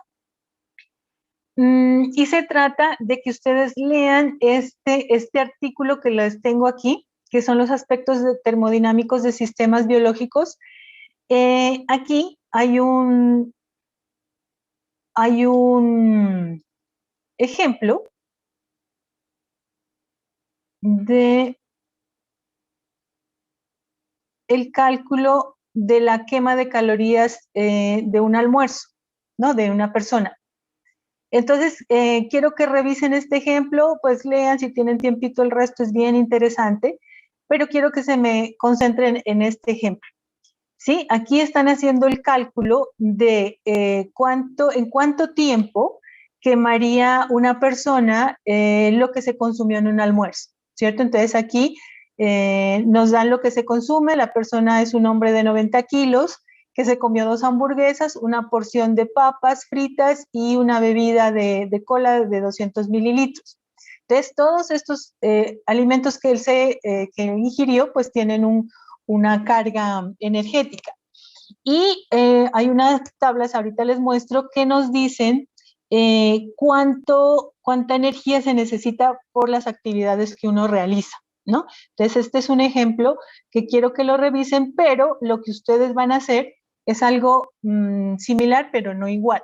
Yo quiero que ustedes hagan un listado de los alimentos que consumen en el día, calculen la carga energética de esos alimentos, hagan un listado de las actividades que ustedes realizan en un día normal y vean esas actividades cuánta energía necesitan y hagan un balance entre lo que necesitan de energía sus actividades y lo que ustedes consumen en un día. Entonces pueden hacerlo por grupos, pero me presentan el informe individual, ¿no? Entonces aquí les da una primera información que es pues cómo se realiza un ejercicio de esta naturaleza. Tiene que ver mucho con 8 kilos durante algunas actividades. Por ejemplo, si juegan baloncesto, si hacen ciclismo, esquí, conducir, comer, un baile, una carrera, trote, nado, tenis, caminata o ver televisión, ¿no? Entonces, miren ustedes sus actividades. Por ejemplo, no sé si la clase de hoy sea similar a ver televisión. O busquen en internet, puede haber una tabla similar a esta si la actividad que ustedes realizan no está dentro de esta tabla, ¿no? Eso por un lado. Y por el otro lado, aquí en la misma plataforma, hay un documento que es la tabla de composición de alimentos. Entonces, en esta tabla de composición de alimentos hay todo tipo, bueno, aquí hay un ejemplo también de cómo funciona esta tabla, ¿no? Porque los datos que nos dan es para porciones de 100 gramos, ¿no? Y entonces, si ustedes se comen menos de 100 gramos, pues hay que hacer la conversión de ese valor energético del alimento que ustedes ingieran. Y está por cada tipo de alimentos, por ejemplo, están por los cereales, los macronutrientes que estos alimentos tienen. Entonces, aquí están los cereales. Por ejemplo, busquen la avena, ¿no? Y aquí en la avena nos dan el valor energético de 100 gramos de esa avena. Son 367 kilocalorías, ¿no? Entonces yo quiero que busquen los alimentos en estas tablas, los alimentos que ustedes ingieren durante el día, verifiquen aquí cuántas kilocalorías tienen y entonces así ustedes van a tener la suma total de kilocalorías que ingieren por alimentos y lo comparan con el valor de las actividades, ¿no? De la energía que se requieren en las actividades. Aquí en estas tablas están todos los tipos de alimentos, están cereales y tienen que buscarlo en estos macronutrientes, ahí están las calorías, porque también hay información de los ácidos grasos, los minerales, las vitaminas, pues interesante de pronto que ustedes lo miren. Y están los otros tipos de alimentos, ¿no? Los pasteles, por ejemplo, verduras, frutas, están todos los tipos de alimentos casi que posibles. Y al final están las carnes. Creo que al final están las carnes, que también son pues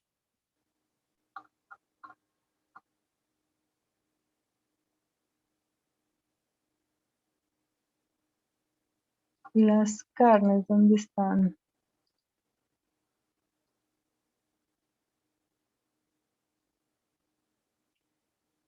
Esos suplementos alimenticios están ahí. Bebidas de textura modificada, o sea, hay dieta, bueno. Las dietas también, hay varios tipos de dietas, es bien interesante este documento. Bueno, en fin, entonces eso es lo que quiero que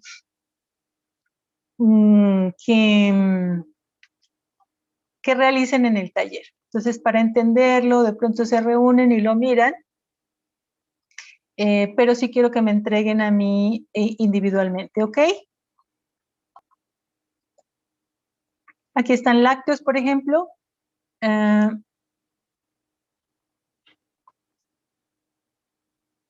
Frutas.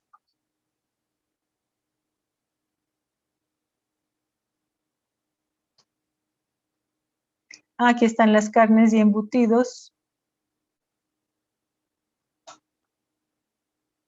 Pescados y mariscos. Bueno, en fin. Ahí van buscando. Este es un documento bastante largo, entonces tienen bastante información ahí. ¿Queda claro? Profe, entonces sería un trabajo por grupo. ¿Perdón? Ay, es que no te escucho. ¿Sería un trabajo por grupo, profe? Es un trabajo en grupo, pero el informe es individual, o sea, porque ustedes todos comen distinto, no todo el mundo come lo mismo, no todo el mundo hace lo mismo.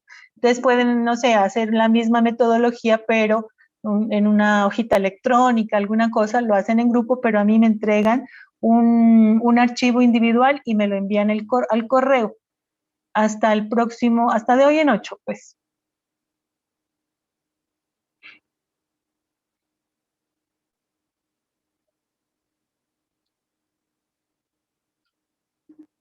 ¿Alguna otra pregunta?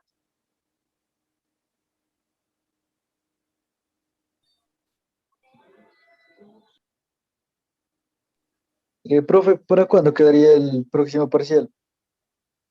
¿El tercer parcial? Sí, profe.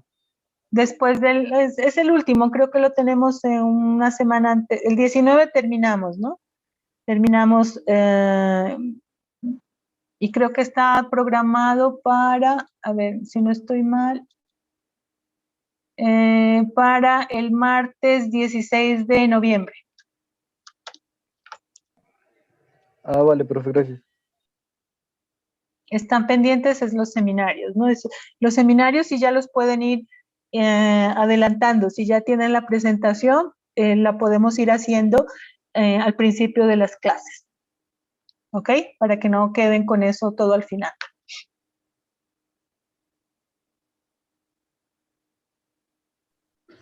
¿Y desde qué día se va a empezar a evaluar, profe, el seminario? Desde la próxima semana, si quieren.